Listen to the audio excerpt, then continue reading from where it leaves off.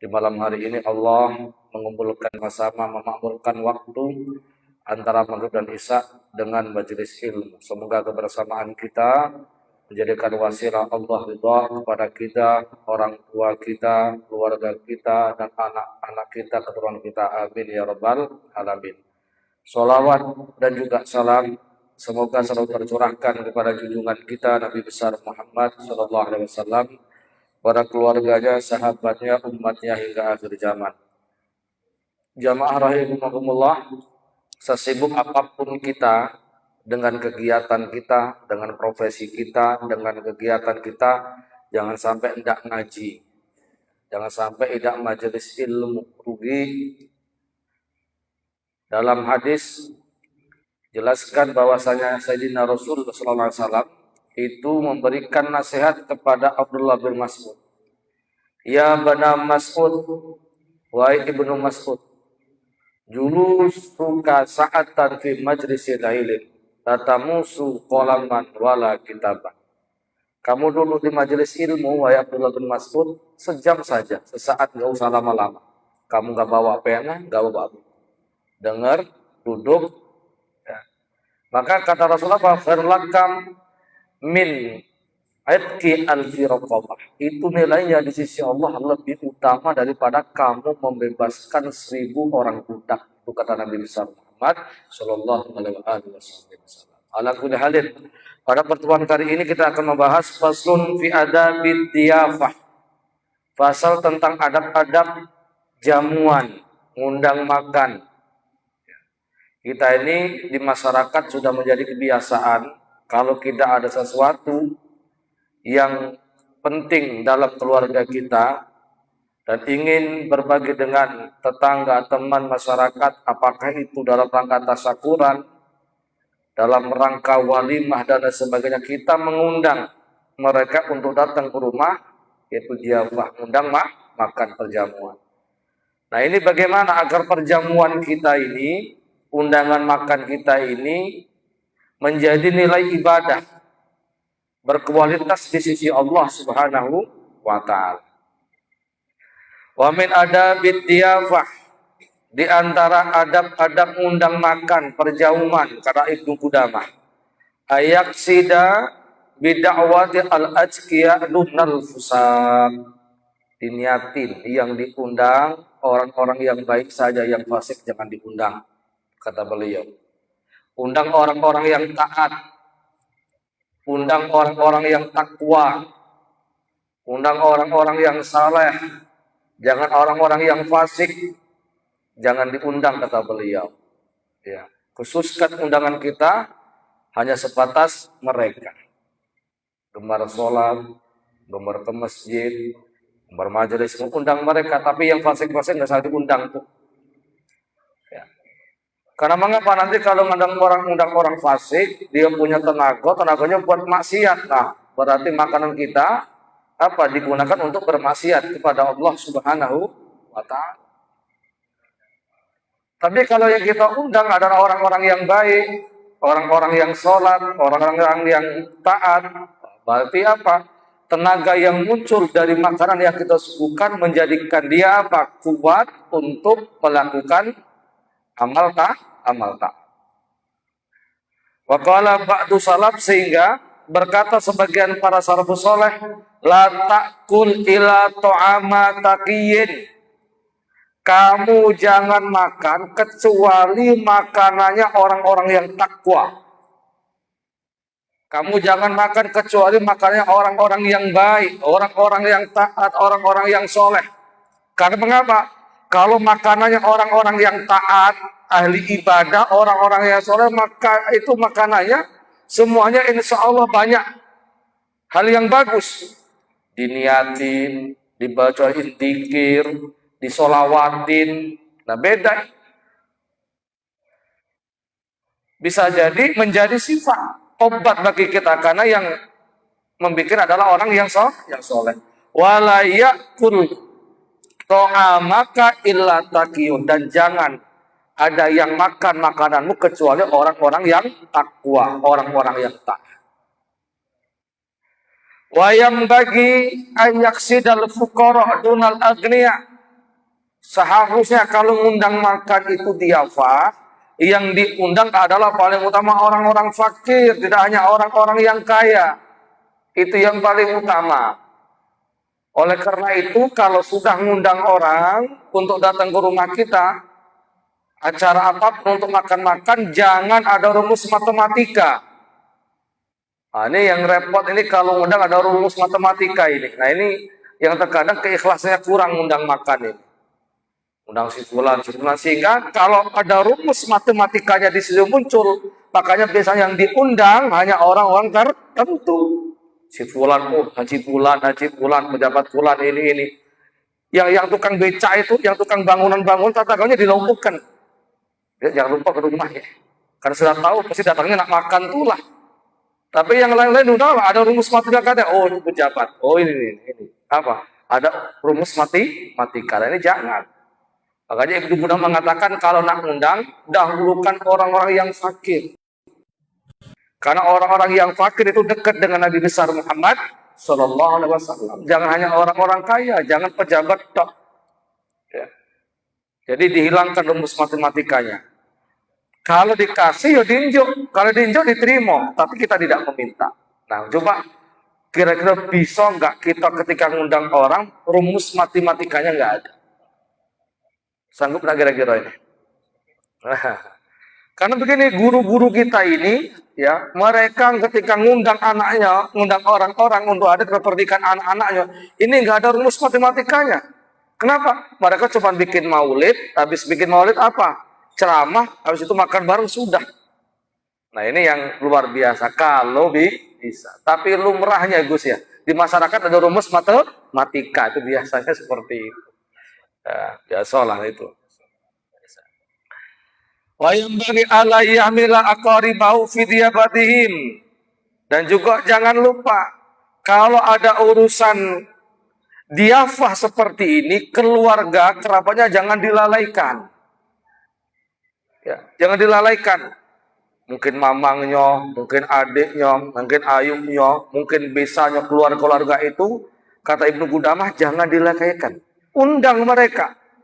Pamannya anaknya telah lulus dari kedokteran, ya, S1 dokter umum. Alhamdulillah diundang. Apa syukuran nanti datang ke rumah ya. Alhamdulillah ini ponakannya baru lulus ini S1. Undang.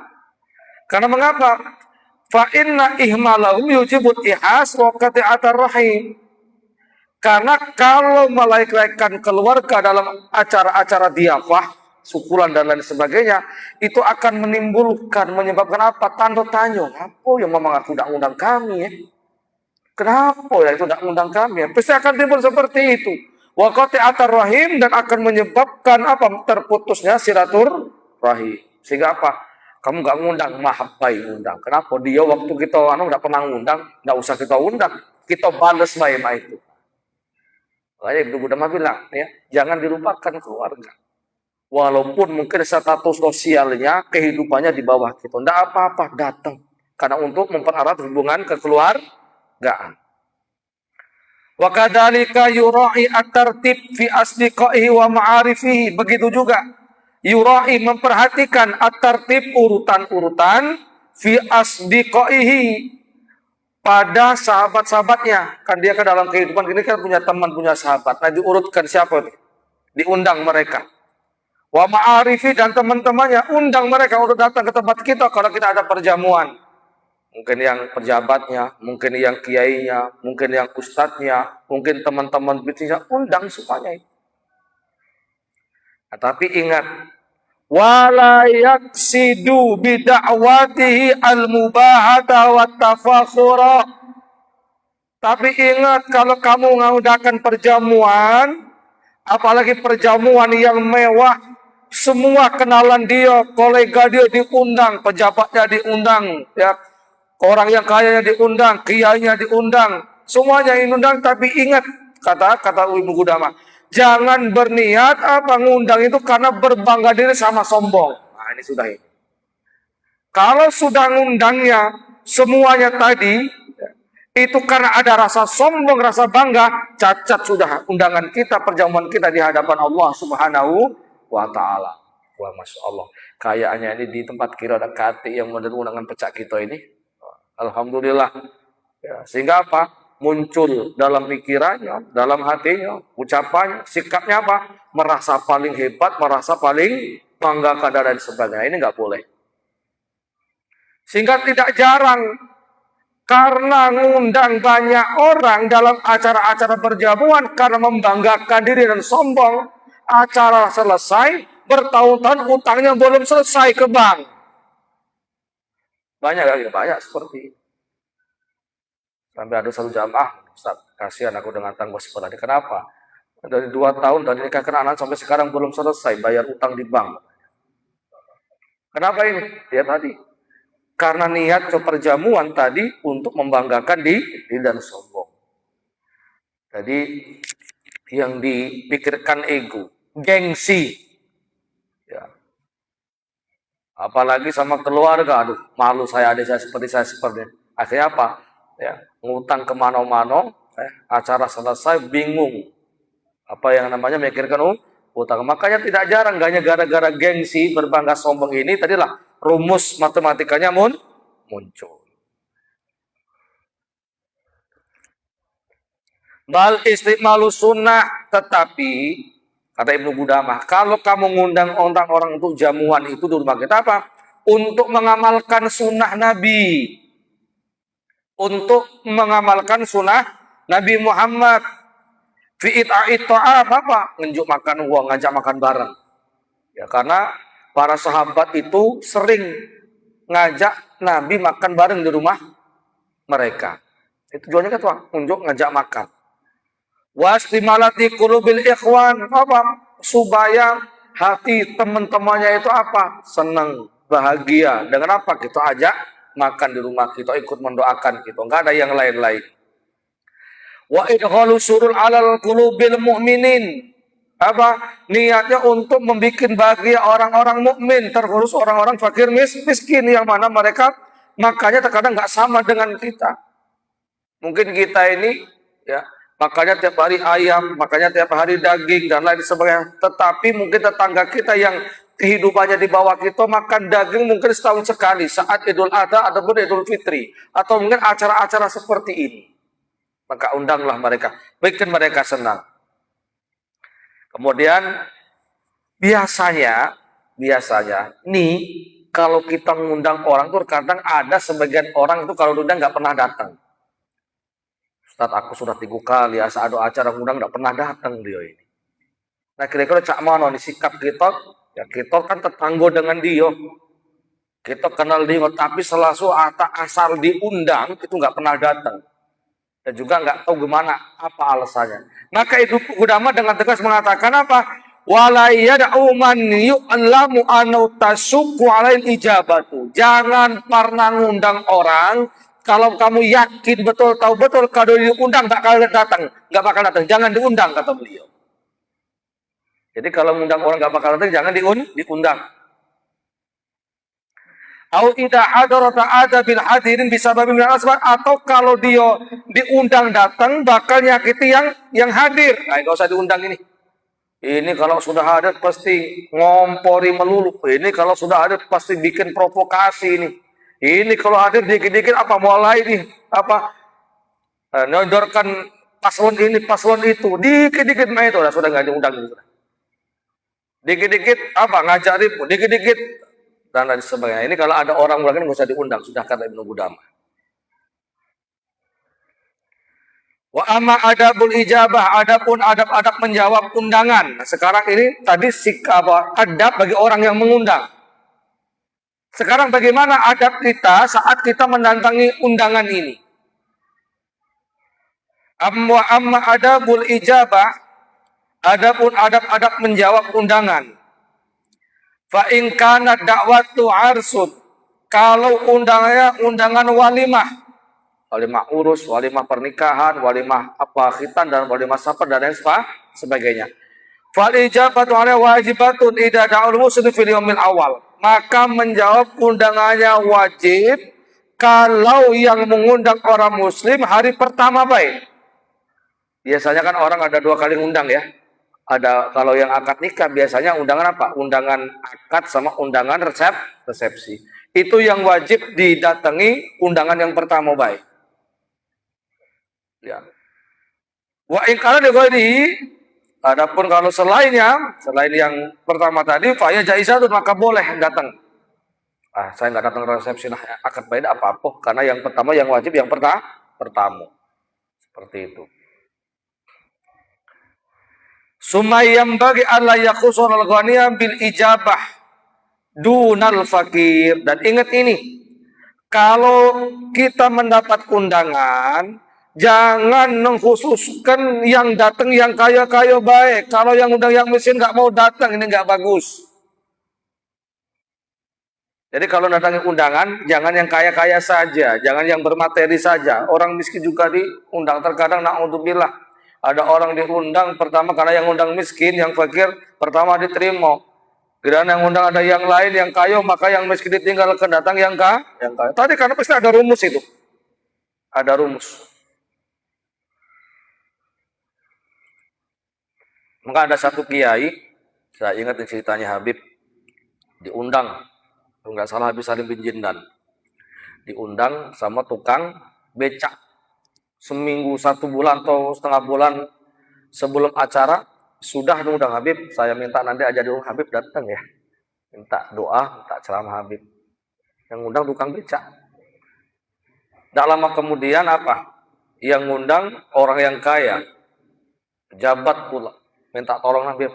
Apa jawabnya? Maaf, saya nggak bisa datang. Walaupun kamu kaya, akan buat kamu nggak bisa datang. Karena sudah ada yang doang datang duluan ngundang saya. Apa tetangga saya itu, yang tukang becak depan itu kan akhirnya.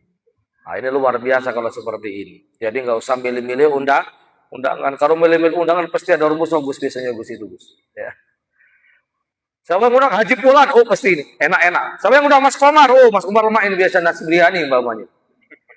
Ya, atau yang lain. Ya, tetap sama baik yang tukang becak, yang tukang mau sama. Kita menyenangkan mereka. Jangan pilih-pilih. Wala yamtanu minad da'wa liqauli shaiman, jangan nolak undangan walaupun dia lagi puasa. Bal yahdud, tapi tetap hadir. Ini kadangan lebih ngalahkan puasanya daripada lebih menangkan puasanya daripada undangan. Puasa sunnah lagi. Puasa wajib ya. Lain kalau makan-makan kan nggak mungkin. Puasa Ramadan sampai makan-makan, itu puasa sunnah. Jadi kalau kita lagi puasa sunnah diundang, jangan menolak datang baik.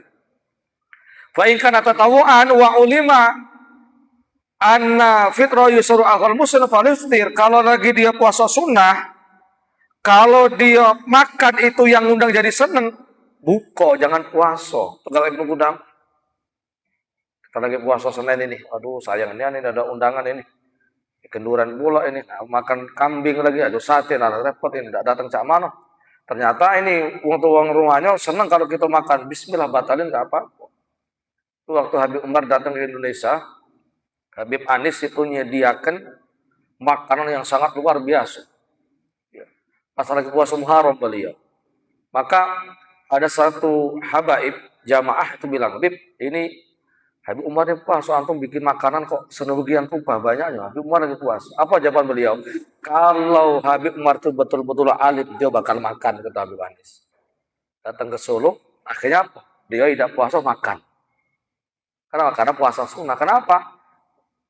Tuan rumah itu akan senang kalau kita makan. Karena itu buka saja. Fa amma in kana ta'amu haraman. Tetapi kalau makanannya ada yang haram-haram, falyamtani minal ijabah. Jangan datengin undangannya. Oh, maaf ini keras dikit. Jadi kalau dalam undangan perjamuan ada yang haram-haram, ya maka jangan dijawab itu undangan. Kalau makannya ada yang haram, jangan dijawab.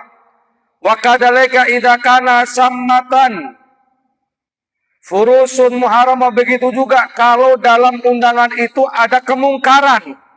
Nah, ini sudah banyak nih. Ini kadang-kadang repot. Karena biasanya di masyarakat ada biduan. organ dan lain sebagainya. Ya. Ini kalau hukumnya Ibnu Qudamah yang nggak usah datangi, karena ada kemungkaran. Furusun muharramah, seperti apa? Ada tikar-tikar yang haram, au inaun muharramun, atau mungkin wadah-wadahnya haram, au mismaru, atau ada seruling di situ. Di tempat acara ada seruling.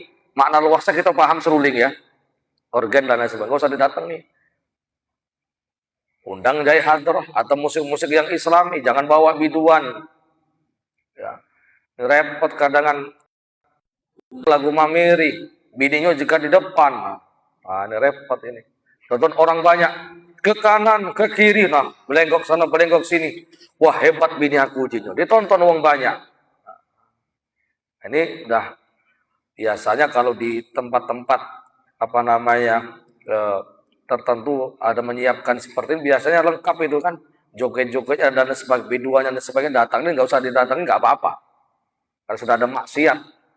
Yang saya bikin pertanyaan, kok lakinya itu biasa baik, bininya berjoget lenggak-lenggok di depan wong lain itu. Yang tua-tua juga ikut nikmatin, Masya Allah.